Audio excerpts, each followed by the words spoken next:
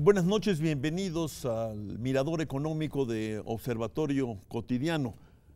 Enrique Provencio, gracias por acompañarme una vez más. Casio Luiselli, bienvenido. Muchas gracias. Gracias. Jorge Eduardo Navarrete. Un placer.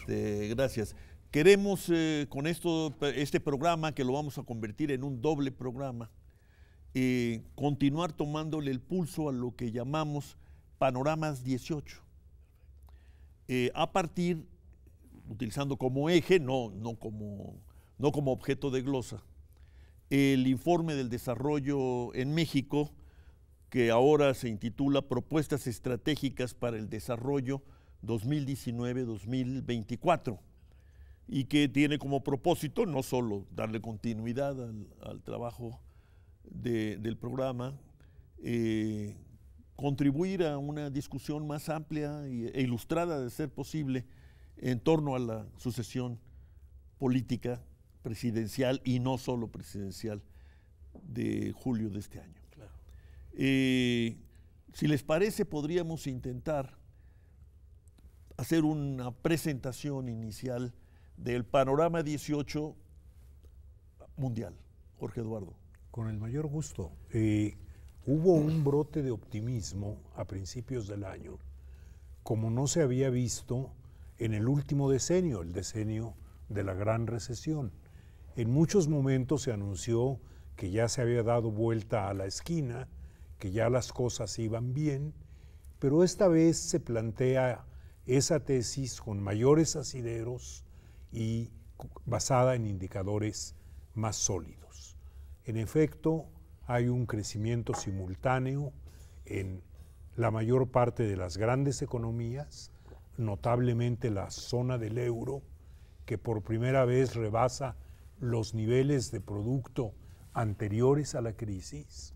En Norteamérica, donde se esperaba y se ha reanimado la esperanza de un estímulo adicional, que puede ser un poco inoportuno dadas otras circunstancias, y fue por los informes más recientes del Banco Mundial y del Fondo Monetario Internacional como se alimentó este optimismo y como se alimentaron también las reservas, algunos elementos que deben tenerse en cuenta porque no todo el panorama está absolutamente despejado. Sigue habiendo factores de incertidumbre que en mayor medida que antes corresponden más a cuestiones políticas, a derivaciones de problemas y tensiones sociales que propiamente a asuntos económicos. Casio Luiselli, antier nos decía la secretaria ejecutiva de la CEPAL, Alicia Bárcenas, que el panorama mundial, para continuar con lo dicho por nuestro embajador, Jorge Eduardo Navarrete, estaba muy nublado, porque así como las economías parecían recuperarse en sintonía, pues ella dijo, ¿no? Estamos merodeando la Tercera Guerra Mundial, llegó a decir Alicia. Estos fenómenos políticos son también fenómenos bélicos, Medio Oriente en particular, pero no solo ahí, ¿no? Bueno, está Medio Oriente en particular, y está el caso de Corea del Norte, que dejó de ser un irritante para convertirse en una gran preocupación estratégica. Corea del Norte entiende perfectamente el rol que puede jugar dramático jugando con las vecindades de Seúl y de Tokio, y lo han hecho muy bien, y eso ha generado un clima de incertidumbre muy grande. Y en abundamiento a lo que estás diciendo, el crecimiento sí es cierto, pero es un crecimiento modesto finalmente, no son grandes cifras. China está creciendo, está volviendo a crecer un poquito, pero ya no son las cifras de hace unos años. India, a pesar de que tiene crecimiento, todos vemos que India no acaba de dar el brinco. Hay problemas enormes al interior de la India sociales, las castas están como siempre, la desigualdad y los problemas indios ahí están. Y sí, yo creo que sí hay una mejora en los guarismos, pero estamos lejos de una franca recuperación. Bueno, Brasil, el Banco Mundial fue cauteloso, ¿no? En la presentación que hizo el banco, nos habla de que hay recuperación, pero no sabemos cuánto dure, ¿no? Así es. Mira, por ejemplo, en Brasil la recuperación es muy tenue y la situación política brasileña es muy delicada, y la recuperación es porque después de casi 40 meses de recesión era muy difícil que no rebotara. Sí está rebotando, grandes cosechas agrícolas, pero en general Brasil está lejos de decir ya está en otra ruta de despegue, y un poco lo mismo en América Latina. Y sobre todo... Sobre los guarismos, como tú dices, creo que ya es más o menos aceptado que no se va a regresar a las tasas de desarrollo de los 90s o del principio del siglo, que habrá en todo caso una reanimación a tasas más moderadas. Se habla menos ya de estancamiento secular, pero se sigue hablando con el lenguaje de Krugman de la gran moderación, una etapa en que un crecimiento del orden de 6% en el mundo, en las economías emergentes y en desarrollo, y de la mitad de eso en el mundo avanzado, es la que parece estar en perspectiva. Bueno, pero ahí sí, estamos de acuerdo, hay dos temas que quiero sacar a colación. Primero, África. África muy inducido su desarrollo. África tuvo su mejor década en la historia, y fue un auge africano inducido por China. Y están muy dependientes de lo que siga o lo que vuelva a pasar en China.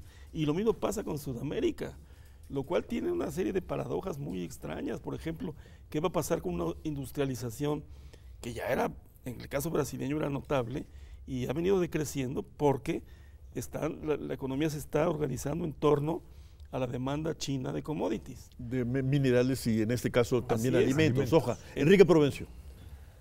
Este contexto que nos dan el embajador Jorge Eduardo Navarrete y el embajador Casio Luiselli, creo que es muy necesario tenerlo presente en la discusión actual de México, que es algo que aparentemente no está en el debate, por lo menos no en los debates preelectorales, pero que tiene que estar, por dos razones. La primera es porque de este entorno mundial, y en particular lo que está ocurriendo con Estados Unidos y Canadá, en buena medida va a depender el rumbo que tome la dinámica de la economía mexicana y por tanto la perspectiva de desarrollo. Pero en segundo lugar, porque en estas reconfiguraciones que se están dando hay que discutir más cuál es el rol de México y cómo estamos viendo el papel de México en el mundo. Ya nos acostumbramos demasiado a volver el Tratado de Libre Comercio el eje único de nuestra discusión. Sí, y más que eje único, parece el panorama único de nuestras opciones, ¿no? Pero no debería ser así. Es cierto que la relativa recuperación que se está viendo, este optimismo moderado que menciona Jorge Eduardo, es buena noticia para México, porque a fin de cuentas, la dinámica exterior mexicana sigue atada a las exportaciones a Estados Unidos, para bien o para mal. Y por tanto, si Estados Unidos está encontrando una mejor perspectiva para los próximos años, es a fin de cuentas una tabla de salvación para la economía mexicana, a la que no le está yendo tan bien. Es cierto lo que dice Casio, es a fin de cuentas un panorama moderado, pero de bajo crecimiento. Y hay que encontrar entonces, y creo que por eso la discusión es muy pertinente, las vías alternativas de desarrollo para asegurar un crecimiento más estable y más sostenido en México. Y creo que por eso es muy importante discutir cuál es nuestra perspectiva exterior actualmente. Embajador. Absolutamente, porque no solo es una de las economías, solía decirse con cierto orgullo hace poco tiempo, más abiertas del mundo, es decir, más dependientes de lo que ocurra en el resto de la economía mundial, sino porque se han desarrollado desafortunadamente relaciones de dependencia y de vulnerabilidad que dependen de factores externos.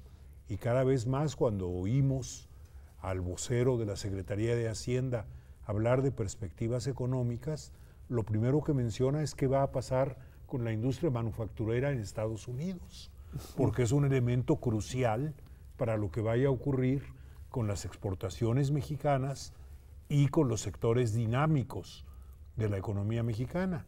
Hay una gran parte que no está asociada a eso, pero que pesa menos en el dinamismo global de la economía. De suerte que tenemos que verlo. Estoy terminando este Muy bloque. buen punto. No podemos ponernos a temblar cada vez que el señor Trump hace una reforma fiscal brutalmente regresiva, y aquí hay voces que dicen hay que seguir el ejemplo, por el amor de Dios. Espejo, reforma espejo. Reforma espejo, se por nos el dijo. amor de Paul. ¿Cómo puede ser eso? Entonces yo creo que se va haciendo muy claro para mí dos cosas. Primero, entender la dimensión de México en el mundo, que a veces no se entiende bien. Hay para mí un excesivo pesimismo, hay una cortina de pesimismo. Este país, este año, pasa a Japón como la 10ª economía más poblada, país más poblado del mundo. Tenemos el 10º país más poblado del mundo y una economía grande como la quieras medir. Y tenemos una serie de atributos en términos de localización, de historia profunda, que le debe permitir a México un rol más asertivo en el mundo. Vamos a hablar sobre eso inmediatamente de la pausa, Casio. Perfecto.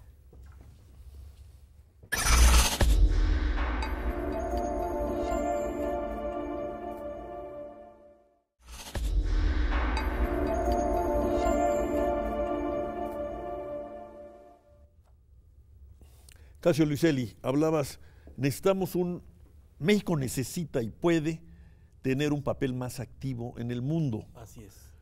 Lo teníamos. Lo teníamos. Y los foros, pues, los recordamos, ¿no? Naciones Unidas, ahora OCDE, Así es. la Organización Latinoamericana, ¿no? De Estados, en fin. ¿En qué estás pensando? ¿Qué queremos decir hoy con un papel más activo en el mundo? Bueno, yo veo dos rutas para México. Primero, cobrar conciencia de nuestra dimensión, empezar a trabajar en serio en la diversificación de las relaciones.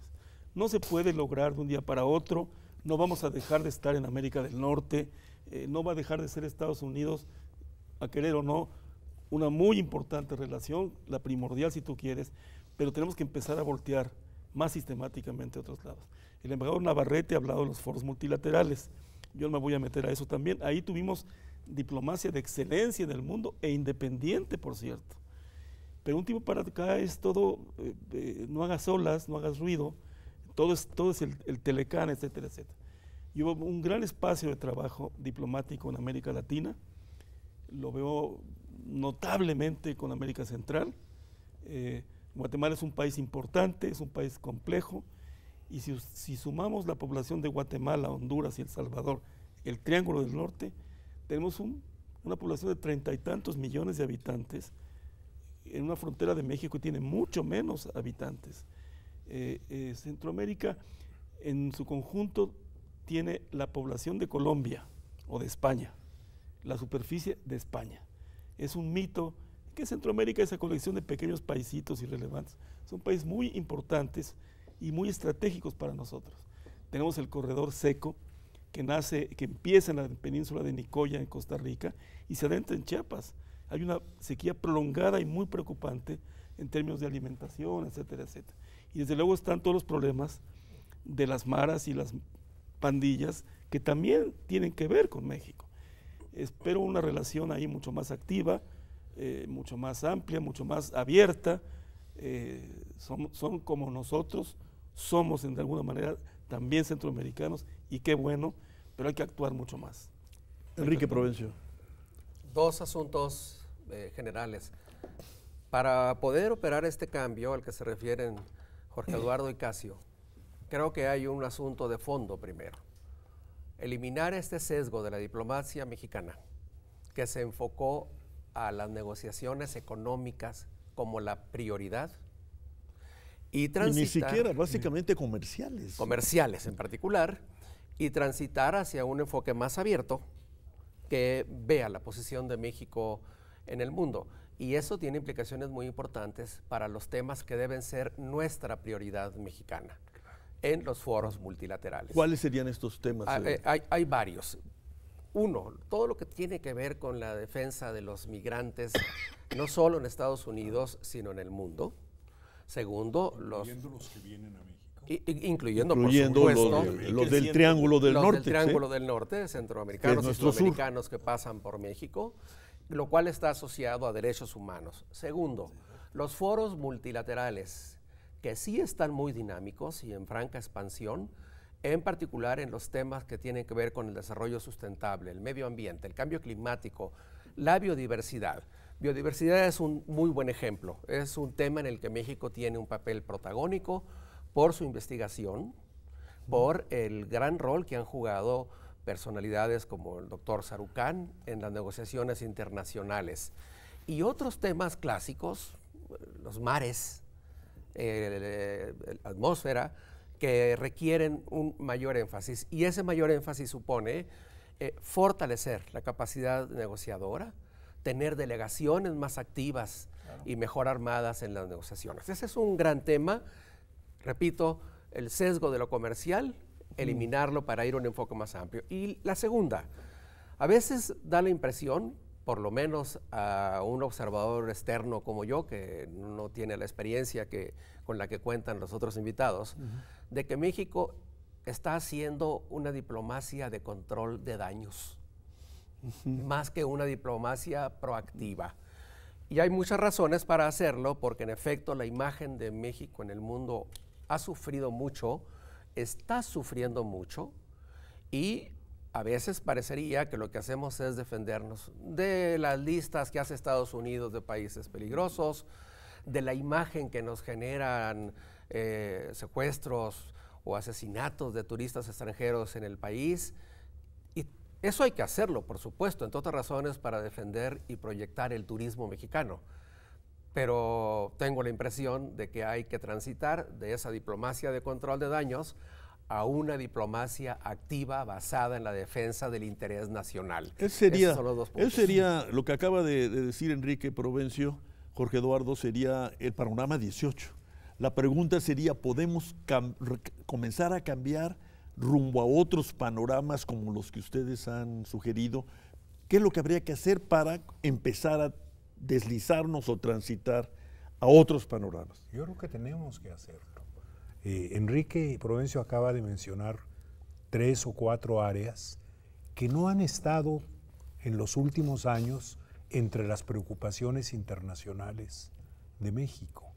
Hemos hablado mucho de diversificar, pero no hemos construido la diversificación en términos de ofrecer a otros, regionalmente o nacionalmente, oportunidades verdaderas de cooperación, que no son solo de cooperación económica, sino cada vez más de cooperación científica y tecnológica, cada vez más de trabajo conjunto en innovaciones, cada vez más de acción conjunta en organismos internacionales que atienden problemas que nos tocan directamente, como el de migración, pero que tocan también de manera similar a muchos otros países. Se requiere un enfoque muy renovado, y entre más pronto empecemos a ensayarlo y a ponerlo en práctica, mejor. Quizá algunas cosas al principio no marchen con la rapidez con que se esperaba, pero hay que ir abriendo esos caminos. Lo que no se puede es seguir simplemente con la inercia. Pero la inercia es lo que domina. Así es. En casi todos lados. Yo veo, muy de acuerdo con mis colegas, no solo es control de daños, es no hagan olas. No se te ocurra decir que hay que abrir una embajada en Kazajstán porque estás fuera de la realidad. No, urge una embajada en Kazajstán. Este país no puede no tener presencia diplomática en países pivote o países que tengan más de 30 millones de habitantes. Un tema para empezar, el eterno problema, Jorge Eduardo lo sabe mejor que yo, es, la verdad, la Secretaría de Hacienda, para decirlo con toda claridad, no hay nunca presupuesto. Nos hemos pasado, los que hemos tenido años en el servicio exterior, como embajadores, recortando, no puedes ni tomar el avión a la segunda ciudad del país porque no hay dinero. Nuestra Cancillería es muy pequeña, y lo he estudiado, en términos de países semejantes. España, Corea, Brasil, Turquía, Indonesia, inclusive es más pequeña que Cuba en términos de representaciones diplomáticas. Esa es una anomalía y es en muy buena responsabilidad de una Secretaría de Hacienda que no le da los recursos a la Cancillería. Necesitamos más plazas y una programada, no puede ser un día para otro, lo entendemos todos, pero sistemática expansión de nuestra presencia. Aquí hay 2 instituciones muy cerca de aquí de la UNAM, la Senacica, La Senacica es quizá, bueno, es de calle la mejor institución de sanidades animales y vegetales de América Latina, incluido Embrapa, porque Embrapa hace otras cosas mejor que México.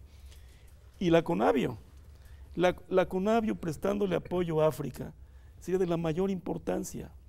Hace unos años hicimos, cuando estábamos trabajando la Semarnat, un club, en el buen sentido de la palabra club, de países megadiversos.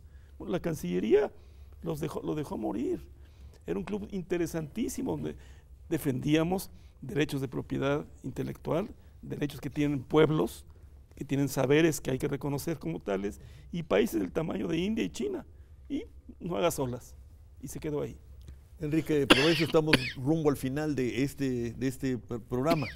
Vamos a abordar el espinoso tema bilateral en el siguiente. Pero como nos preguntábamos ayer en torno a problemas similares en el seminario Concepal UNAM, ¿por dónde empezarías? Esa sería la pregunta para cerrar el programa. Creo que ya Casio apunta a algunas direcciones y yo le llamaría la operación para corregir la anomalía. Empezaría por potenciar más y aprovechar mejor la capacidad mexicana que se proyecta en el mundo por vías paralelas a las diplomáticas, pero que finalmente son confluyentes. Lo voy a decir con un ejemplo que va a ser, creo claro. ¿Dónde están nuestros del Toro, González, Iñárritu y Cuarón del cine? Y Lubezki, claro. Lubezki. En la ciencia. Y la tecnología. En la tecnología, en la cultura, en el desarrollo urbano. Casio ha dado dos ejemplos muy importantes. Sin lugar a dudas, junto con la equivalente de Australia, la Comisión Nacional para el Conocimiento y Uso de la Biodiversidad Mexicana, es una institución de alta talla. Eso el mundo lo sabe en los circuitos correspondientes. Eso finalmente es confluyente con la diplomacia porque prácticamente todos los foros internacionales tienen participación de sociedad civil, de representantes de la academia, del sector empresarial. Y creo que esa es una vía, convocar más al país, darle la oportunidad de apuntalar a la propia diplomacia. Esa es una vía. Embajador Navarrete, nos estamos yendo. Sí, un minuto. Yo diría simplemente que si tenemos una preocupación obsesiva con la imagen de México en el exterior, estas instituciones proporcionarían la mejor y la más eficaz imagen para trabajar con el exterior. Instituciones como Conavio, instituciones que abran nuevas avenidas de acción que son mutuamente benéficas por definición. La pregunta ahora sería, la dejo para el próximo programa, ¿y cómo inscribimos estas visiones de diversificación, de enmendadura, de enmienda, en realidad de enmienda, Sí. en la relación bilateral que ahora me ha cambiado el plan de vuelo el embajador Luiselli? Ya no es bilateral, vamos a pensar la relación trilateral, porque el sur, otra vez, nos lo recuerda, también existe. Vamos a una pausa, no, vamos a terminar este programa y afrontamos el siguiente. Muchas gracias, Jorge Eduardo, Gracias. Casio, Gracias. Enrique Provencio. Gracias. Buenas noches.